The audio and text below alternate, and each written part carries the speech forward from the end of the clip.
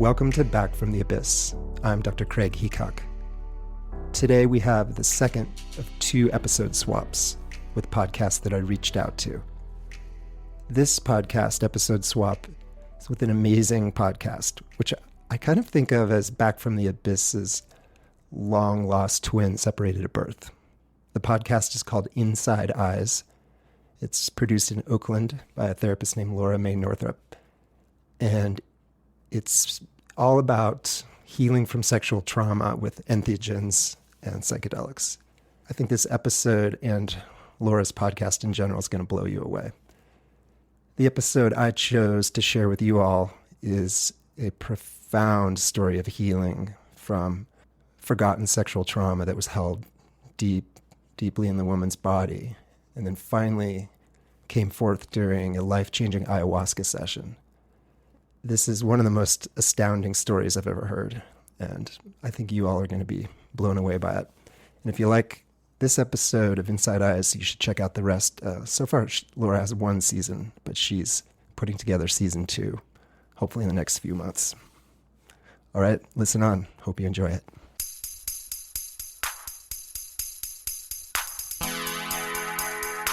You're listening to Inside Eyes, and I'm your host, Laura Northrup.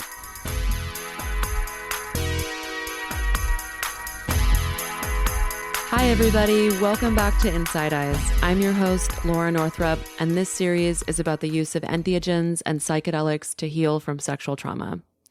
Starting with today's episode, we're moving away from speaking with professionals about entheogens and psychedelics and moving toward what the bulk of this series will be, which is talking with individuals who have actually successfully used these medicines in healing from sexual trauma. I'm very excited to share these interviews with you, starting with the one you'll be hearing today. In today's episode, I interview Shan. Shan is a tattoo artist in New York City and is going to talk about her experiences healing from childhood sexual abuse with ayahuasca and about the unexpected impact that ayahuasca had on her rheumatoid arthritis. 2 things to note about this episode. 1, I recorded it on location in New York and didn't have a lot of control over the background sounds. So you will hear some faint sirens, car horns, and the sad repetitive cry of a smoke alarm battery that wants to be changed. It's not too distracting, just letting you know what that noise is. And 2, a word of caution. Not every episode in this series contains graphic content, but this one does. None of these episodes are suitable for children, and please take care of yourself as the listener. Okay, our conversation starts with Shan talking about her life and how she came to a place of trying out ayahuasca. So when I was born, my father was addicted to drugs, and we lived with my grandparents and my uncle. So it was my mother and myself and my grandparents, my uncle. My father was in and out of the picture. And came back when I was about 5, and, I was always sort of a troubled kid, dreamy, anxious. I had a lot of sort of self-harming tics. I'd bite my lip until it bled. I had a permanent scar. Never really did well in school until 4th grade when my uncle passed away and my dad left in the same month. And then sort of overnight, I went from being a, BC student to straight A, sort of A-type personality, which I never was before. And from that point on, it was this continuous cycle of, we moved a lot and be placed in gifted programs and, sort of rewarded for my achievement. And then I would go through these periods of breakdown. And that continued through high school.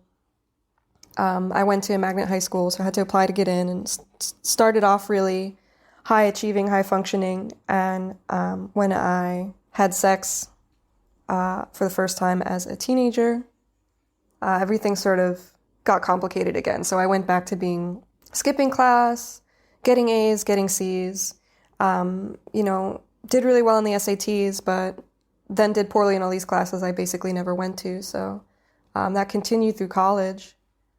I had been dating someone that I knew from high school, and we did end up getting married, but he raped me one night when he was drunk and high. And that blew the door off on all my childhood issues. And for years I'd been suffering with these intense physical symptoms, joint pain, neurological problems, fogginess. When did those start? I'd say I was like 14, 15. So when I had sex again, for what I thought then was the first time, they thought I had juvenile rheumatoid arthritis, and the tests were negative. We never did anything while I was in high school. And then finally, in my early 20s, I was diagnosed as having rheumatoid arthritis and put on this battery of medications. The medications themselves were brutal. I mean, the side effects were almost as bad as the disease itself. And I went through the process of getting divorced and was increasingly sick, and now in my 20s dealing with my early childhood trauma, and just, I really thought I was going to die. If I didn't kill myself, the disease would kill me. Like, I really felt that. Were you suicidal? That's always such a hard question to answer, because I've wanted to die since I was a little kid. I've had that feeling, like, I want to die, I'm gonna die, I'm not gonna make it past 30. Like, I really believed that. I remember thinking as an 8-year-old, like, I'm not gonna live past 30. I've never attempted suicide, but I think for me the thing was always when I was driving. So, in New York, New Jersey, we drive a lot, and I was always just dreaming of veering into the oncoming lane of traffic. That was sort of the thing. And I was in a lot of car accidents. I mean, some were my fault, some were not, but I think I sort of manifested that desire to die, in whatever passive ways that I could, even including, my body just destroying itself from the inside with this autoimmune disease. I got divorced and started to try to figure out, what can I do? Like, how can I live? How can I live the way that I am, I had started dating this guy who wanted to try ayahuasca. And he said, I'm going to do this. Do you want to do this? And I thought, fuck it. Like, I'm going to die anyway. Like, I might as well try. And I had to get off of all the medications I was on, low-dose chemotherapy and an immunosuppressant and prednisone and pain medications, all these things. I had to get off of them in order to take the medicine. How was that for you to come off of all those things? It was both scary and a relief. I mean, leading up to taking the medicine, so the first month off of my immunosuppressants, there was just like a subtle shift. Like, it takes a while for it to sort of clear your system. As it got towards the time that I would take ayahuasca, the achiness was coming back, the stiffness, so things like that were starting to return. So you were really feeling not the side effects of the medication anymore, but the actual experience of the rheumatoid arthritis. Right. Yeah. Yeah. But then after I took the medicine, after I took ayahuasca, I never needed my Western medicine. And I haven't since, which is insane to me. I mean, I never thought that would happen. Could you say more about what that first experience was like for you when you took the ayahuasca? Mm-hmm. I went into it, and I think this was to my advantage. I was completely defeated as a person. I felt like nothing. I had just about given up on life. I was in a transitional period career-wise where I was just beginning to tattoo, and I had no skills that I felt I could use. I didn't feel that I could provide for myself. I didn't feel worthy. I didn't like how I felt. I didn't like who I was. And I was just broken, And this was coming off of a 2-3 year period where, I was starting to interface with my early childhood trauma, and that took an incredible toll on me. I mean, I was basically a hermit for a year. Mm-hmm. I moved upstate, and I taught some kids music classes. That's what I went to college for. This is before or after ayahuasca? Before ayahuasca. Before, yeah. And when you say childhood trauma, were you aware of the sexual abuse before the ayahuasca? I always knew there was something wrong. I always knew that there was something wrong and that I was sexually abused. I had ascribed it to an experience that I had when I was 6 or 7, with a girl who was 4 years older than me. So after we moved away from my grandparents' house, we moved away from my uncle.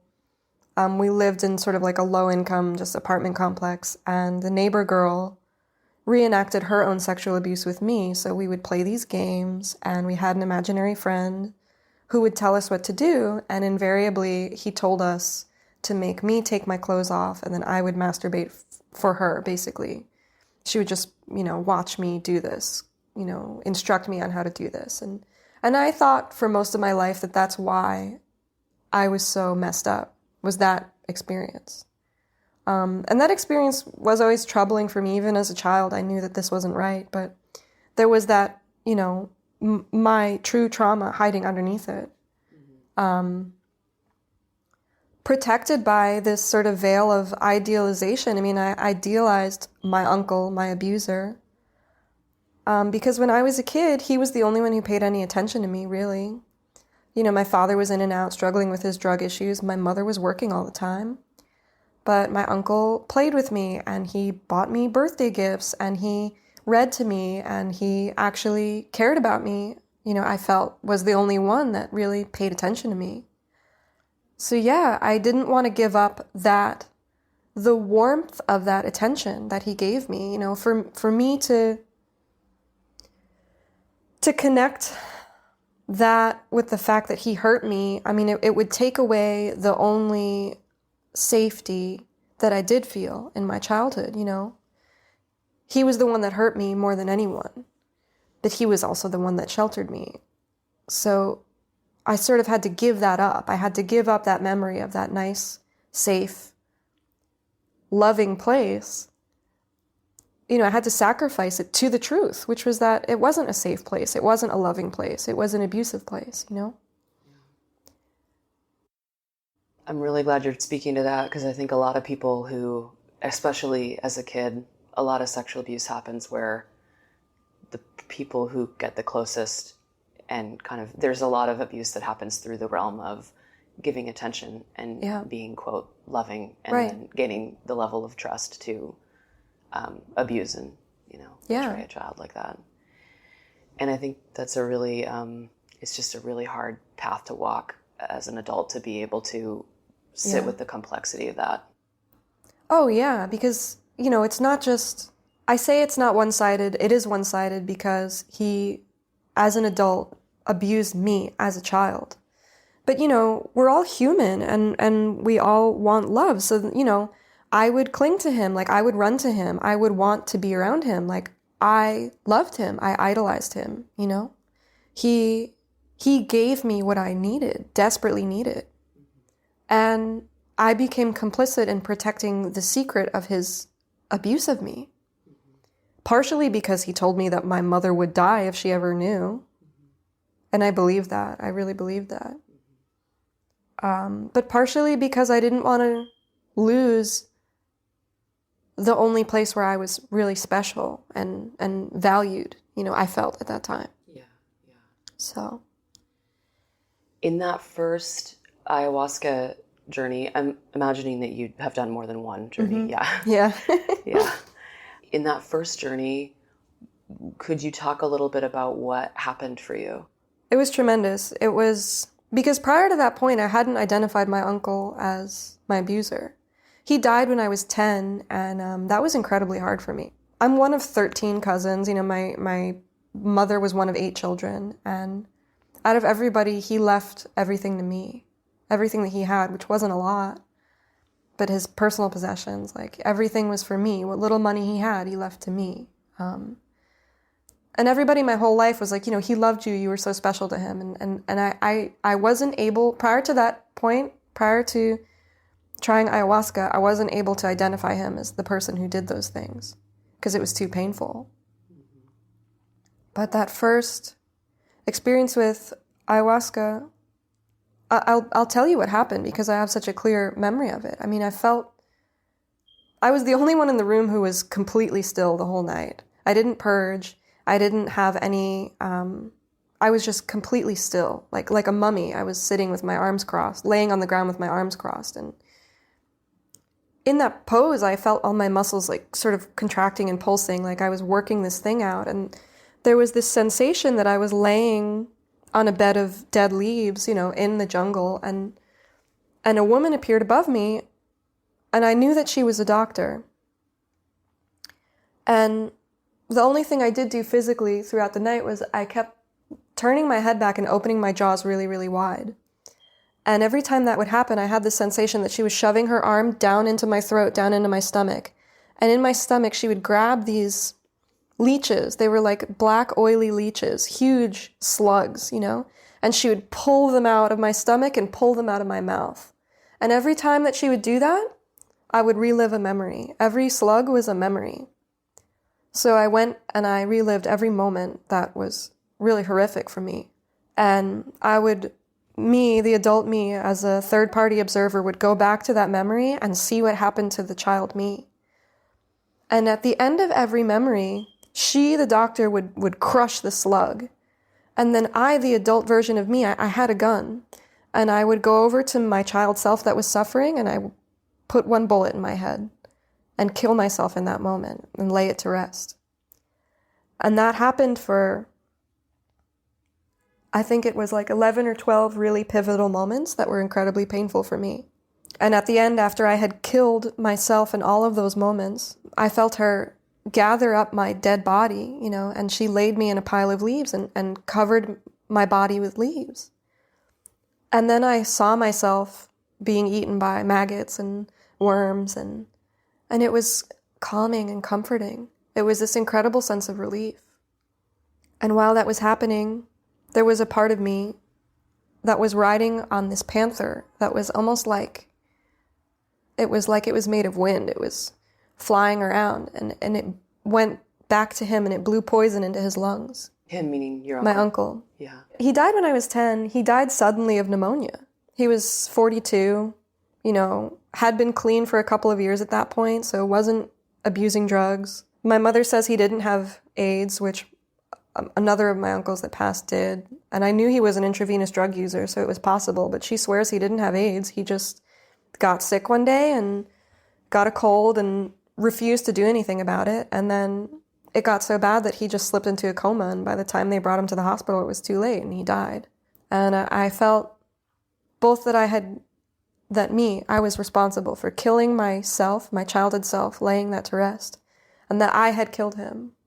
You felt that during the ayahuasca experience, yeah. that was sort of the culmination of everything that had happened. Yeah.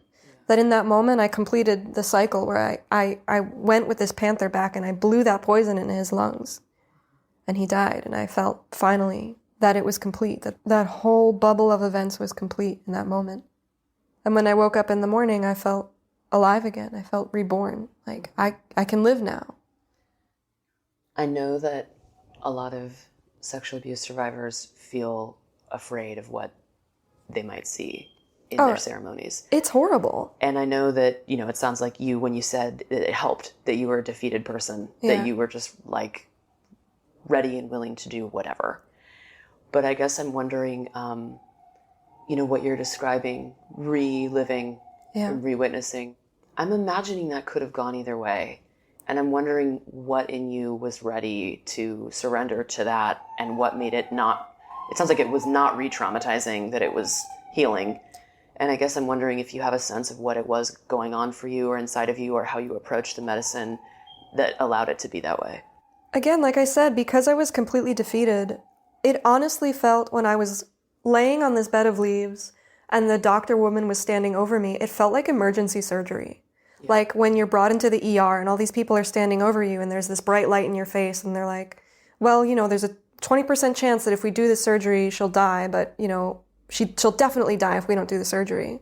Yeah. I had no spiritual, psychic, whatever you want to call it, I had no psychic energy to fight what was happening. I knew that I would die if I didn't get help. I knew it. I felt it going into the ceremony. I was like, I am dying, and this is my last chance. Yeah. This is my last hope. So you really were, it sounds like you were in a complete state of surrender. Yeah, I was completely surrendered. I had nothing in me to resist. Yeah. There was no fight left, There was no fight left. Yeah. And it helped. I needed to be there to I think the power of that treatment, the power of that emergency intervention, was proportional to proportional to my need,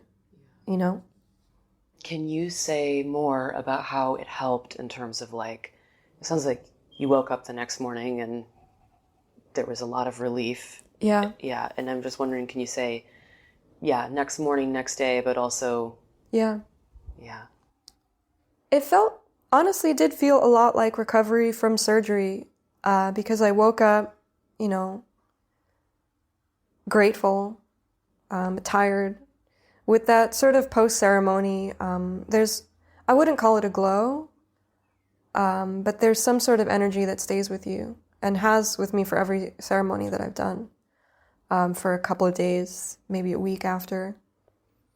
And then the real work started, because it's like once the glow faded, it's like I was discharged from this psychic hospital, and I had to then do the real work of unpacking everything that I'd seen, and that involved, this whole time I've been in therapy. Yeah. And I've been with my therapist for 6-7 years now, and I trust my therapist, and that's been, I think if I didn't have that to fall back on, it would have been incredibly hard to integrate what I did see.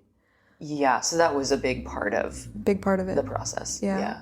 Or is. Continually. Both in preparation for it and also unpacking the information. Mm-hmm. And my partner at the time, was supportive in helping me move through those difficult memories. And it was a lot of work. It was a lot of personal unpacking, a lot of work in therapy, a lot of breaking down, and then a lot of work with my family. It became a sort of project to tell my mother, tell my father, deal with their reactions, try to understand them as people and what led them to realize or not realize what was happening to me at the time. Both my parents have early childhood trauma, so I understand why they missed all the obvious signs.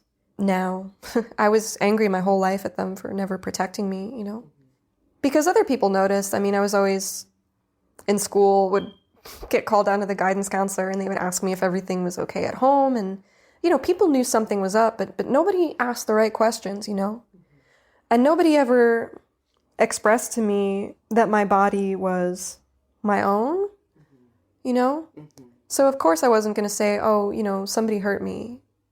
Because in my mind, he wasn't hurting me, even though it was incredibly physically painful. In my mind, it was something else.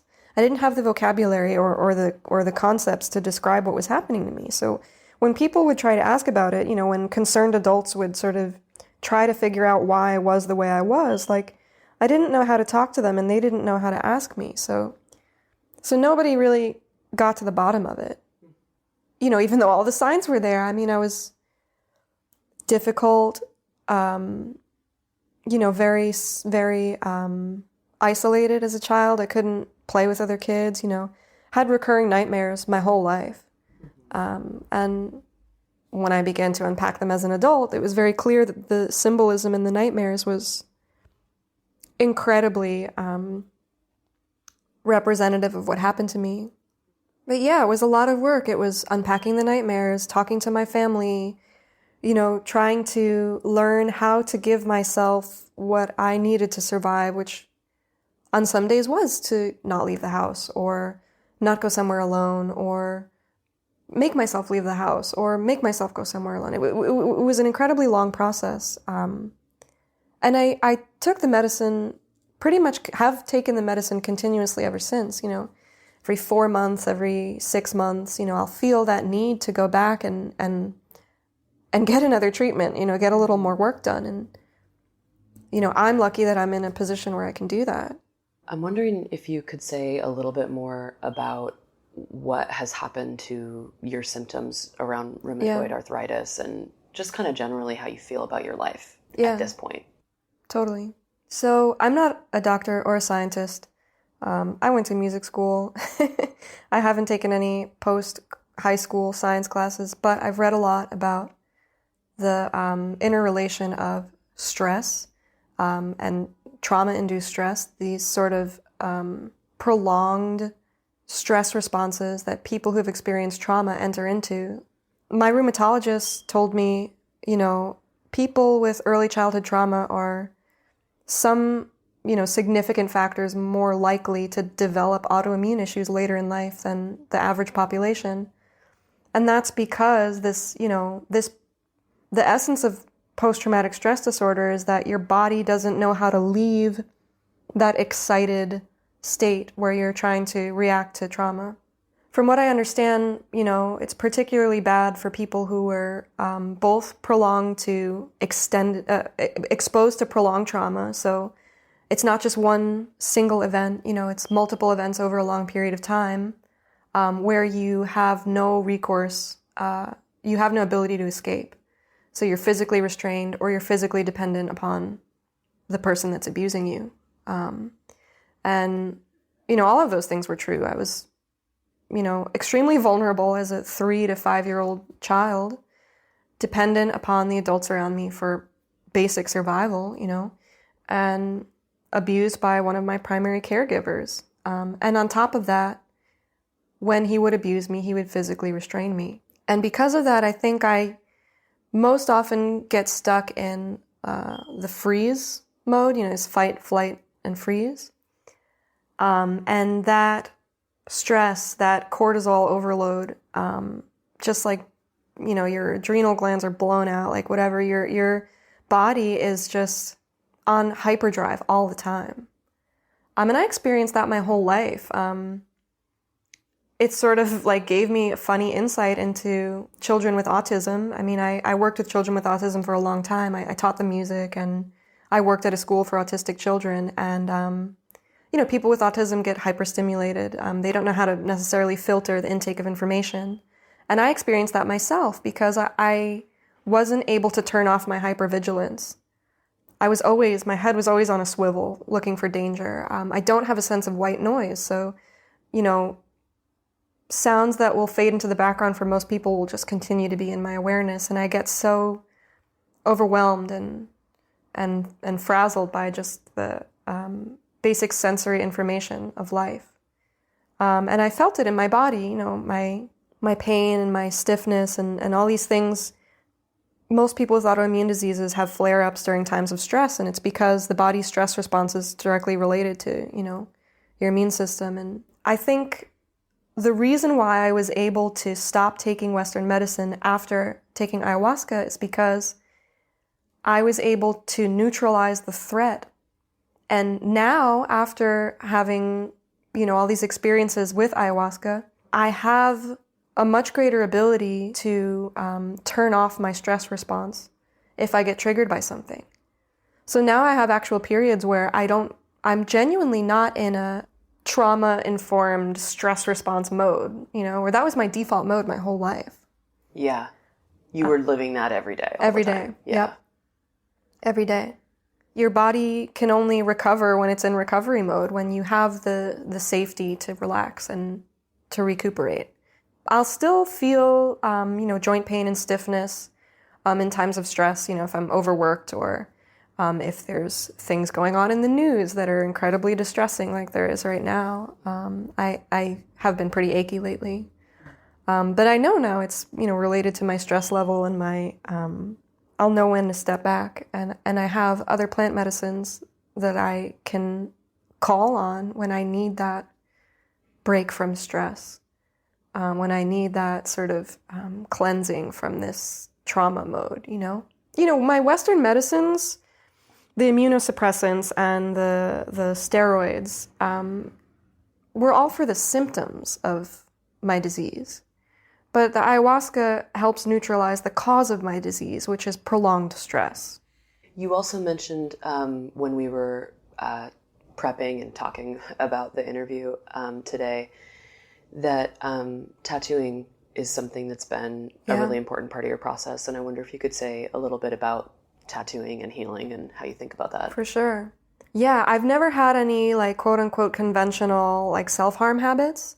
Other than, just sometimes nervous, skin picking or, when I was a little kid, when I would bite my lip until it bled or things like that. But, other people who have experienced trauma would be familiar with that sort of totally numb, dissociated, just disconnected, feel absolutely nothing state.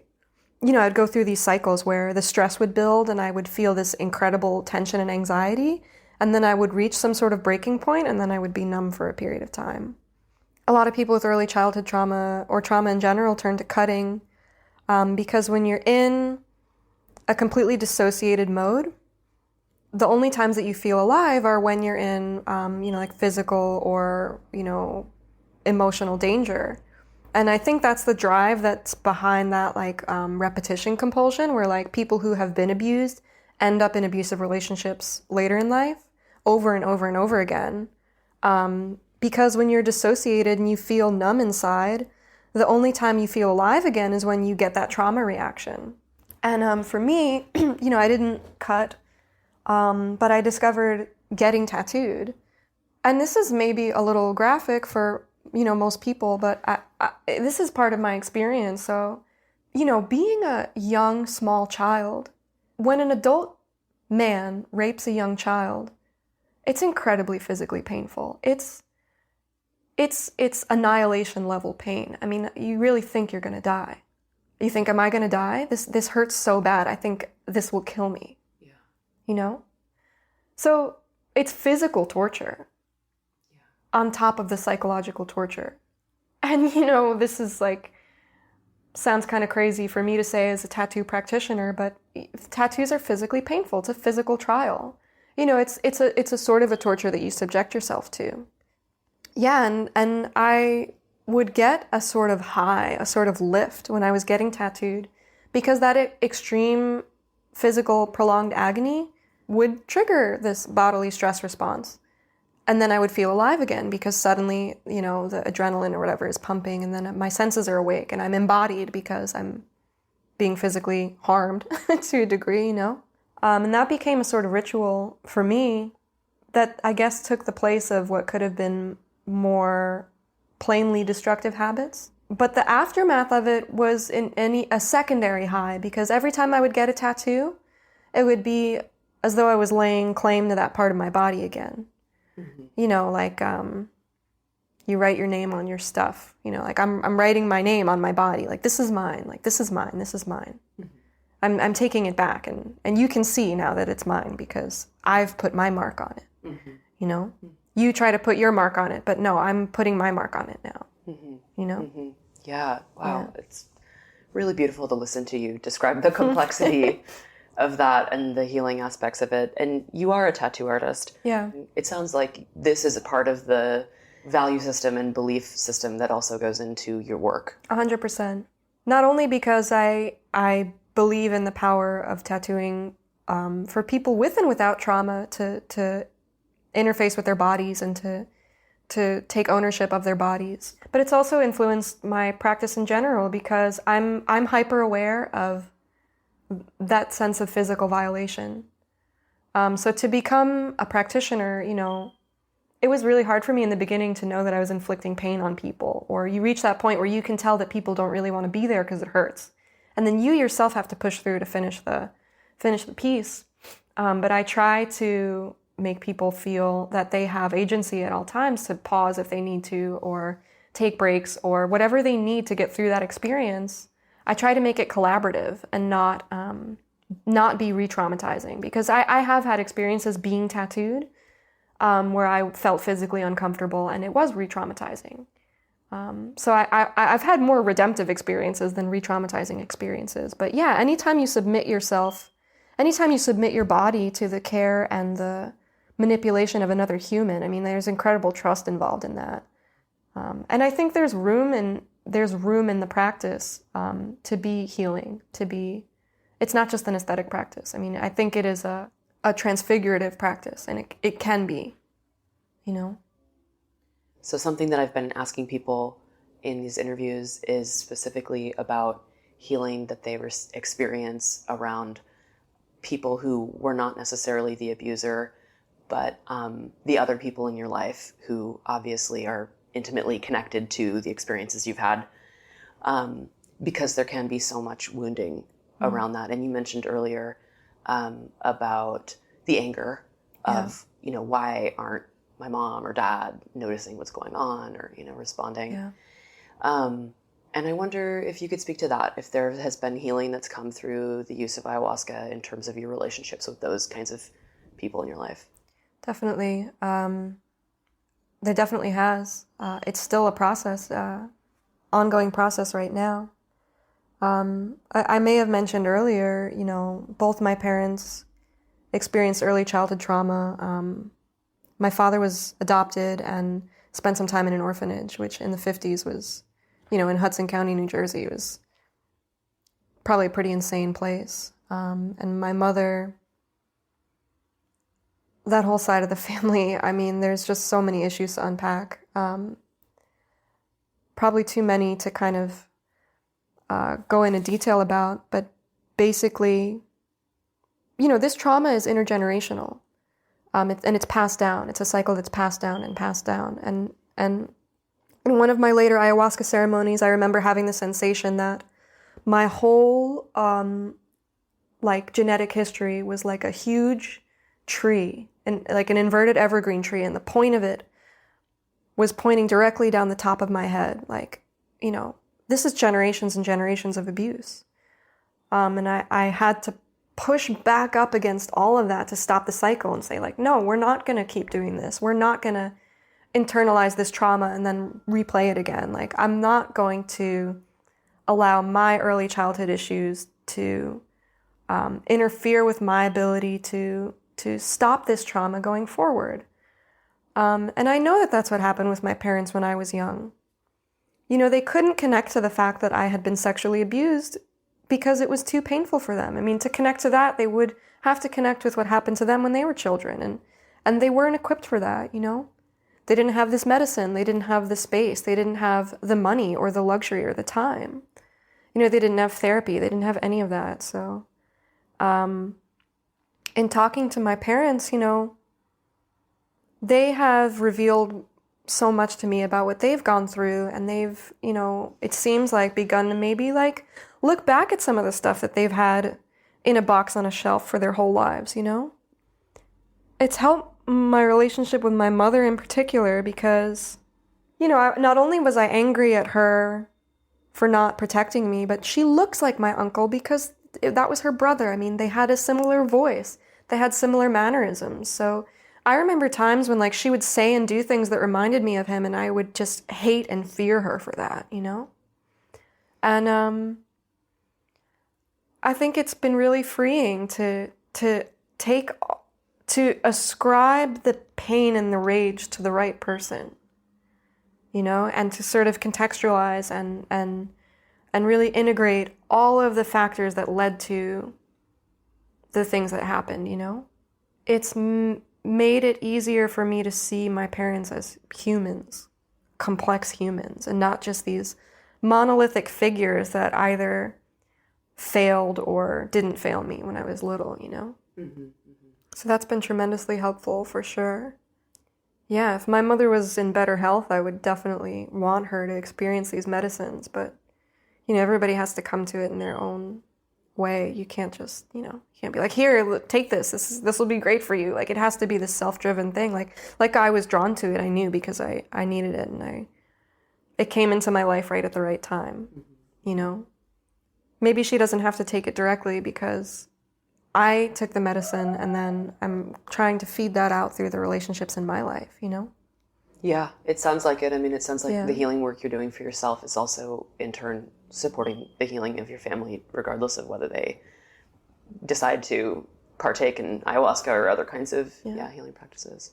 That's so important because it's that system. It's this huge network of idea and culture and just human cultural practices of denial and dissociation are what allows these cycles of abuse to continue. So we have to push back into our families. We have to push back into our social networks. Otherwise, what happened to me is just going to happen to more and more people. And then it's going to happen to more and more people after them. So yeah, nobody's a bystander. There's no bystanders in the system of abuse. Mm-hmm. Mm-hmm. Yeah. You meaning, yes, we're all a part of it. Yeah. Yeah.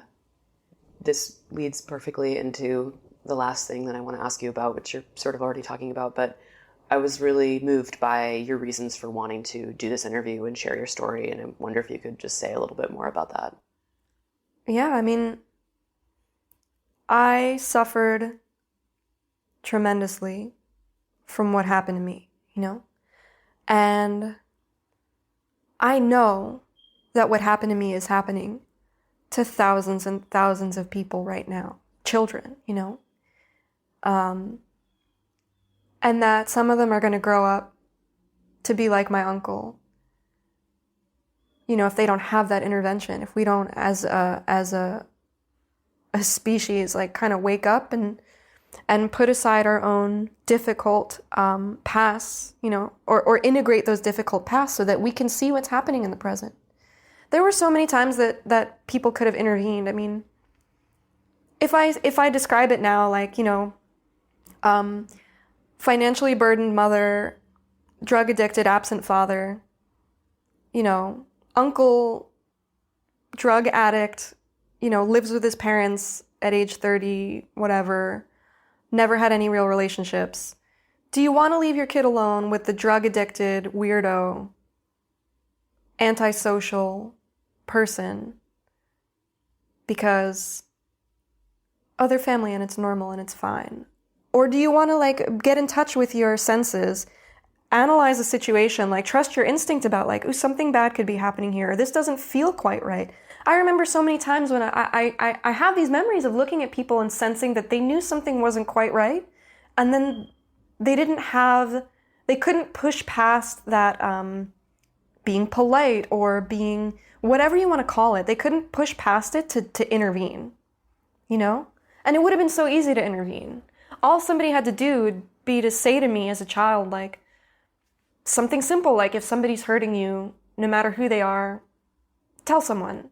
Or nobody should hurt your body, or nobody should touch you there, or that's a I don't know, there's so many things that people could have said and done that they didn't because it's uncomfortable to talk about, it's uncomfortable to hear about, it's difficult to navigate, and we're so repressed as a culture that we just would rather ignore it and let it happen, you know? Well, it's not happening directly to me, so it doesn't matter to me, so I'm going to shut it off because I don't even like to think about it. And when you do that, you leave that child in the care of that person who's going to go home and rape them. You know? You take away the lifelines. Our connections to each other are our lifelines, so when we shut off from each other, we sever those lifelines, you know? And that leaves a lot of us out to sea alone. So I think we need to talk about it. We need to have a conversation about it. Because what shocked me the most about my own recovery from my childhood sexual abuse is how many other people have experienced the same thing. It's shocking how many people have experienced the same thing. If it's happening to all of us, if it's so ubiquitous, like, why isn't anybody talking about it? Like, we need to talk about it. It can't stay in the shadows. If it stays in the shadows, it's going to keep happening. Many thanks to Shan for sharing her story, and thank you for listening. If you would like to check out Shan's tattoo work, you can find her on Instagram with her handle @NeedleSiren. If you enjoyed this episode, please subscribe to the podcast. To stay connected and find out about my other projects, you can follow me on Instagram @Mae Northrup.